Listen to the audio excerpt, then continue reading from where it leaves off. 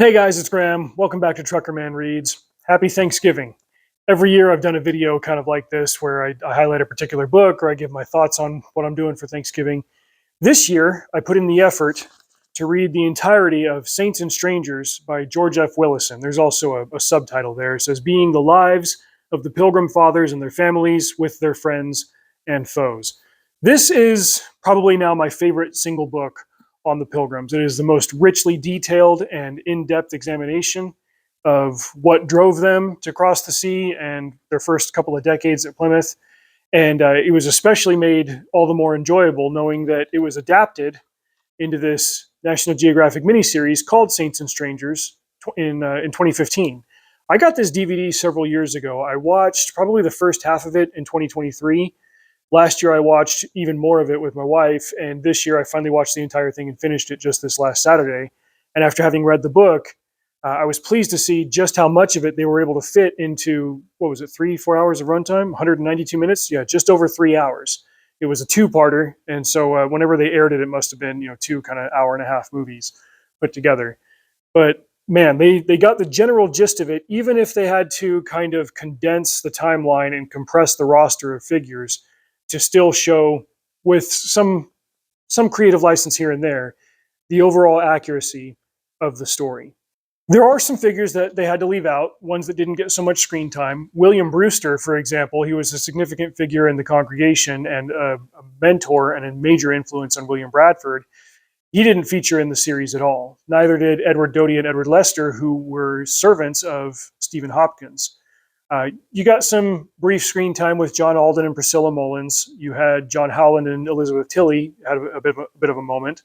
I thought that the asides with the married couples were also valuable. Stephen Hopkins and his wife Elizabeth, along with John Billington and his wife Eleanor. Those were very, very well done. I don't think that leaving out some of those figures was done as an intentional omission against the truth or anything. It was just there was so much to cover that they had to leave a lot on the cutting room floor. There's also a lot of deleted scenes that I haven't watched yet. I'm going to go check those out maybe next year. I'm sure that I'll pull this up somewhat regularly and rewatch it. If there were two events that were a little bit too creative with their artistic license in playing with the facts, I think one of them would have to do with the engagement with the Nausetts and John Billington Jr., and also the conflict between the Pilgrims and the Massachusetts that ultimately resulted in the murder of their sachem Watuamat. A couple of months ago, in fact, it might even have been last year, there was a nice lady who reached out to me after she saw my review of Jonathan Mack's book about Stephen Hopkins and asked me to zoom in and talk with members of her chapter of the Mayflower descendants. And there was a woman in the group who asked what I thought about the Pilgrims executing the leader of the Indians that had helped them and putting his head on a pike as a warning to other Indians. I misunderstood who she was talking about, and at first I thought that she meant, what was his name, Metacomet, who was a son of Massasoit, also known to history as King Philip, and that was the result of King Philip's War in 1675, 1676, or thereabouts. 50 years after the Pilgrims landed and after the first Thanksgiving and all of that. I had forgotten that there was an instance of conflict between the Pilgrims and the Indians that had resulted in just such a brutal ending much sooner than that. In fact, Willison talks about it in his book. It happened in 1623. The timeline for the movie, for the miniseries, I'll use that interchangeably, puts it in 1622. It tries to show them showing up at 1620, having the first Thanksgiving, and then getting to the second Thanksgiving. There were some significant events, obviously, that they wanted to showcase to kind of demonstrate the main tenor of the relationship that the Pilgrims had with the Indians and stuff. And so for that reason, they moved it up and they condensed a couple of other things along the way. But they did show the ambush at Weymouth, led by Miles Standish and a couple of other combatants, including the Peconicut man Hobbamock, against the Massachusetts sachem Watuamat. Willison goes into how that was a misguided decision, to say it generously, and the violence with which Standish addressed Watuamat was so severe that even his friends rebuffed him and censured him for that. The way that it's depicted in the miniseries, though, I think that it was unjust in its depiction of William Bradford. At this point, he was the governor of the colony. There were whisperings going on of various Indian tribes conspiring against them and against other colonies nearby to them. It was difficult to know who they could and couldn't trust, and they were tired of living in fear and under the constant threat of battle and invasion and ambush and all of that. And so, they put their heads together, all of the leaders of Plymouth, along with with Hobbamock and others under the Peconiket banner, said, "Okay, we need to put a stop to this." And Bradford did tell Standish to go deal with Watuamat diplomatically if possible, but violently if necessary. It resulted in Watuamat being beheaded and his head being put on a pike as a warning to other Indians, like, don't attack Plymouth. We're not putting up with this anymore. And like I said, Willison was very fair and objective in his handling of that particular anecdote in Pilgrim history. Like I say about anything else in history that I don't like, it's not there for us to ignore. It's not there for us to change the meaning of or to lie about. It is there for us to observe and learn from. And that is a fact of history. Effectively, based on not necessarily completely bad information, but unconfirmed information with some suspicion and some paranoia that did also, unfortunately, have a basis in truth, Captain Miles Standish did murder a Massachusetts sachem in the pursuit of stability in the area. And I think generally that was depicted well in the miniseries, but when they showed Bradford saying to Standish, "Meet this man and bring me his head," that part I had a problem with, because there was no evidence for suggesting that Bradford specifically told Standish to go and execute this man in a horrific manner and bring his head to Plymouth as a trophy. I think that was a misrepresentation of Bradford. There was another misrepresentation in the series, and this actually, if I read right, I'll try to link to the article below that I dug up about this, has to do with the incident in the summer of 1621 when John Billington Jr. got lost out on a hunting expedition and was found in poor health by the Nausets. Now, I'm still not completely clear on the hierarchy of tribes and everything from what I understand, and I could be wrong about this. The Nausets were one of a few tribes that were kind of under the umbrella of the Wampanoag Confederacy. So they were Wampanoags, but they were their own kind of sub-tribe under that larger umbrella. Other Wampanoag tribes included the Patuxets and the Peconokets. Squanto was a Patuxet, Massasoit and Hobbamock were Peconokets. And the Peconokets were like the main governing tribe of the Wampanoags. They depicted the Nausets as capturing John Jr. and sending an omen to the Pilgrims that could only be perceived as a threat, that they had sent a bloodied shirt that had belonged to John Billington to the Pilgrims as a warning, almost as an attack. When in reality, based on writings from the Pilgrims themselves, John was lost, the Nausets found him, they took care of him, they sent word to the Pilgrims came and met with them, and they established a treaty with the Nausets of peace and friendship and mutual prosperity in the same way that they had established with the Peconokets, and they engaged in trade with them that was beneficial for the next several years. So I think both of these story beats in the miniseries were done in service of a narrative and of dramatic tension and of things like that, but they did so at the expense of historical veracity. That was unfair to the Nausets to portray them that way, and it was unfair to Bradford to portray him that way. I think there was plenty of story there to show it with drama and tension and excitement without resorting to those kinds of negative portrayals that are ahistorical. Other portrayals, though, I think were fairly accurate. John Billington himself, he was a well-known troublemaker and a scoundrel, and there was a pre-credits scene where like they go through the different figures at Plymouth and they show like this person did this and died this way and went this place and blah, blah, blah. They talked about how John Billington was executed for murder in 1630. They also talked about the friendship that Miles Standish had with Hobbamock. Hobbamock was also friends with Stephen Hopkins, and he stayed with the Plymouth Indians for years to come. I think the portrayal of Squanto was especially intriguing. We get this kind of Charlie Brown, Mayflower Voyagers picture of Squanto in public school as this friendly Indian who had been a slave and had escaped and had come back to America and knew English and just happened to be there when the Pilgrims showed up and he helped them and everything was hunky-dory. That is partially accurate. The true picture of Squanto is, as always, more complex, and he was a troublemaker in his own right. Because he was a Patuxet and the Patuxets were gone, he was, in a lot of ways, a prisoner of the Pekanikites, and there was some resentment of that. And when all of a sudden these pilgrims showed up and the Pekanikites needed them as allies, both economically and militarily, Squanto, being the only one who could translate their tongue, saw opportunities to seek advantages for himself, and he exploited those advantages by sometimes lying to the Pekanikites and lying to the pilgrims about what the other one was saying. And the miniseries shows how he also did this amongst other Indian tribes, trying to spin things to his own benefit. Squanto was a friend.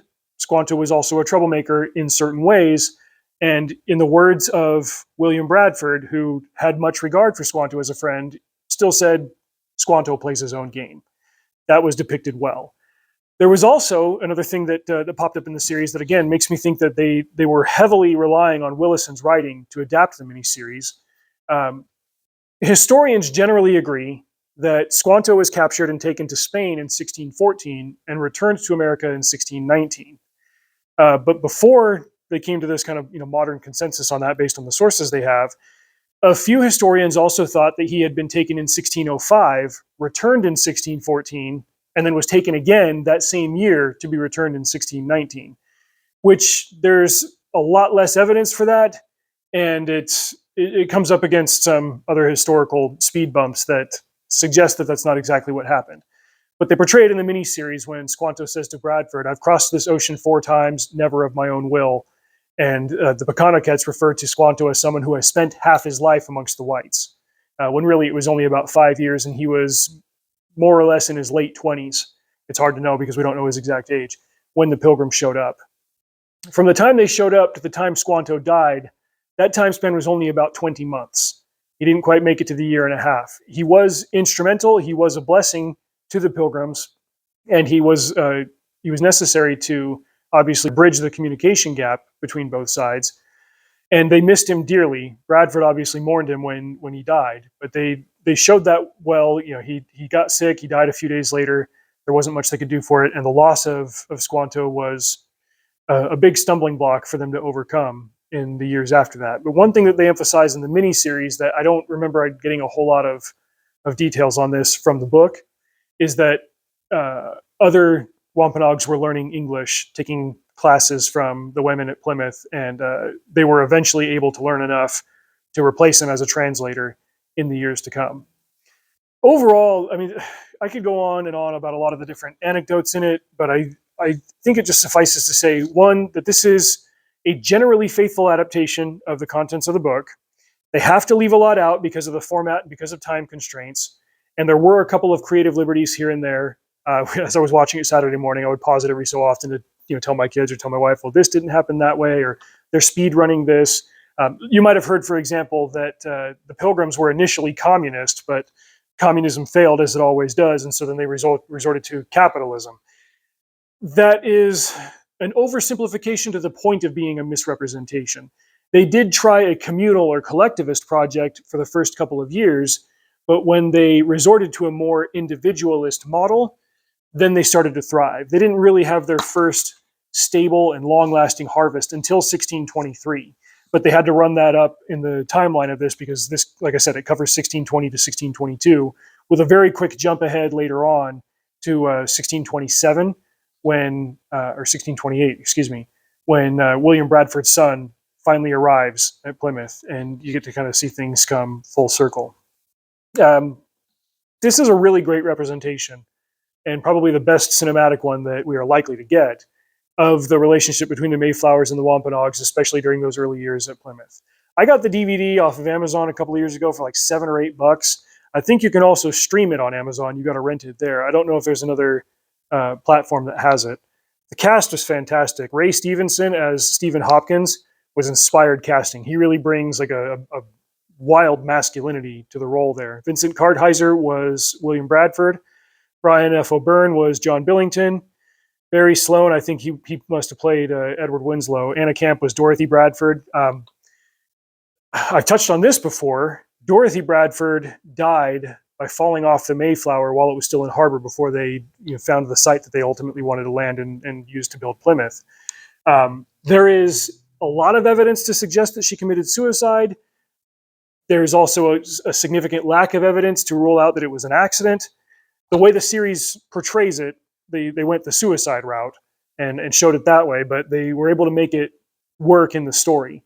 Raul Trujillo, he plays Massasoit. Michael Gibson, I believe that was Miles Standish. Kalani Capo was Squanto. Michael Greyeyes was, I think he played Aspinet. And Tatanka Means was, oh no, Michael Greyeyes might have been Canonicus. Tatanka Means, the son of Russell Means, Tatanka Means was Hobbamock. All these actors did a fantastic job. I think one final point that I wanted to make, going back to the whole Nosset thing and the misrepresentation there. From what I understand, originally Nat Geo wanted to have the assistance of the modern day Wampanoag Nation in bringing their language to the script and using it in the story and having them speak in their language on screen.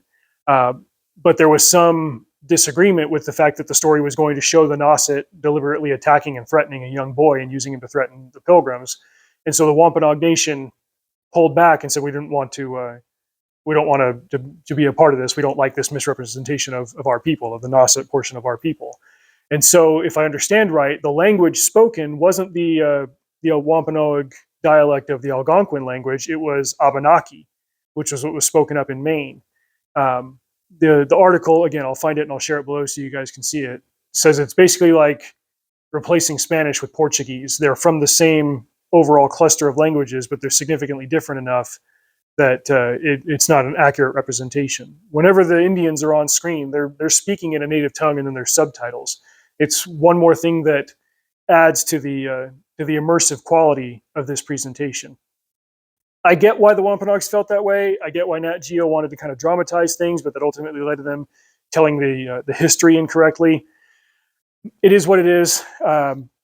As always, if the movie's good, read the book. It gives you even more detail. And with a few minor quibbles over how long Squanto was in England and things like that, this is probably going to hold the first place on my bookshelf of my favorite Mayflower books. And I'll be watching this one again every couple of years, just because it was so well done. There are times when you can tell that it was done on a budget, but you can tell that the actors really leaned into it and brought this story to life with a lot of fairness that you don't get, even with the historical inaccuracies and anachronisms and stuff that we know of today. But as a commercial for this episode in history, the miniseries does its job very well, and I encourage you guys to check that one out. Thanks for watching this video. Thanks for making this channel a success. Hope you guys have a great Thanksgiving. Drive safe. See you out there.